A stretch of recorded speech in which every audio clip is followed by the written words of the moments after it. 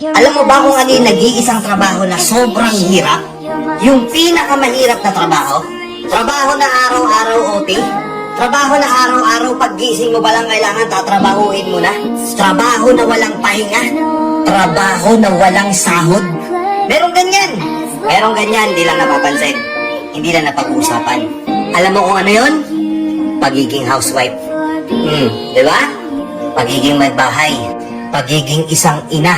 Totoo, di ba? Nananawagan ako sa lahat ng nanay dito, lahat ng may bahay dito, lahat ng may anak dito.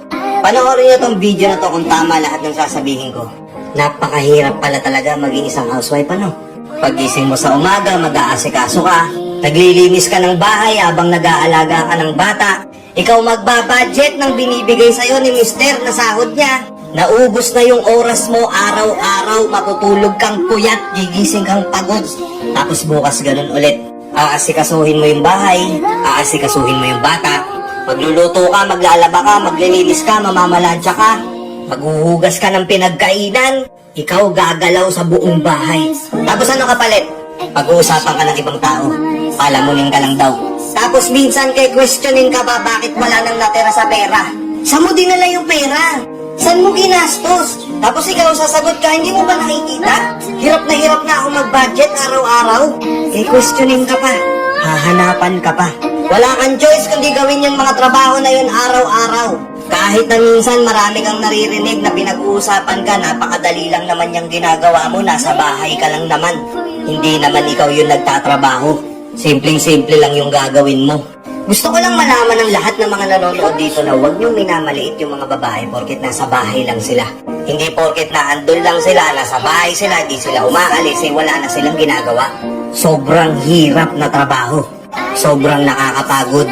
Pero wala silang choice. Kailangan nilang gampanan yung responsibilidad nila. Na minsan, yung iba pa nga dyan, masakit to kung masakit, pero ang trato sa inyo, katulong na, di ba? Minsan sasabihin ng mga nanay natin, hirap na ako maglaba, suot lang kayo na suot ng damit. Ano ba, baso na lang, hindi nyo pa mahugasan. Nakaayos na yung damit mo, kukunin mo pa yung nasa ilalim na hindi mo man lang maibalik ng maayos. Di ba? Pero yung simpleng mga bagay na yun na ikaw yung paulit-ulit na nag-aayos mo, nakakapagod, di ba? Araw-araw, ganun yung ginagawa mo. Araw-araw, bakit ganun? Parang hindi nila maintindihan. Tapos ikaw pa yung ituturing na walang kwenta sa bahay. Ikaw pa yung sasabihan na hayahay. Mga tol, alagaan nyo din yung mga asawa nyo.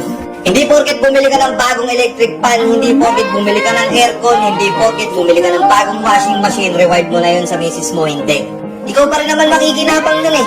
Regaluhan mo din kahit paminsan-minsan ng mga bagay na marirealize niya na na-appreciate mo yung ginagawa niya. Igala mo, dalhin mo sa salon, sa spa. Bilan mo ng isang bagay na wala naman talagang kinalaman sa bahay para lang sa kanya. Simpleng ganun, masaya na yan. Lahat ng pagod, tanggal yan. Tama, di ba mga madam? Itong video na to para to sa lahat ng kababaihan. Sa lahat ng nasa bahay. Isang trabahong hindi mo pwedeng hindian. Isang trabahong walang sahod pero hindi ka pwedeng mag-resign. Isang trabahong napakahirap pero marami silang nasasabi sa'yo. Mga madam, pakatatag lang ha. Kung kinakailangan, iparinig nyo to sa mga kasama nyo sa bahay, iparinig nyo. Baka sakaling magbago yung pagtingin sa inyo. Baka sakaling matauhan at maintindihan kung gaano kahirap yung pagiging housewife sa bahay nyo. Baka kasi hindi nila naiintindihan na kahit araw-araw mong sinasabi sa kanila kung gaano kakapagod sa kanila, wala silang pakialam. Baka sakali pag narinig nila tong mensahe sa video na to, maintindihan nila.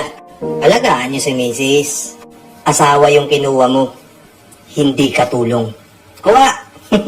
Let's go.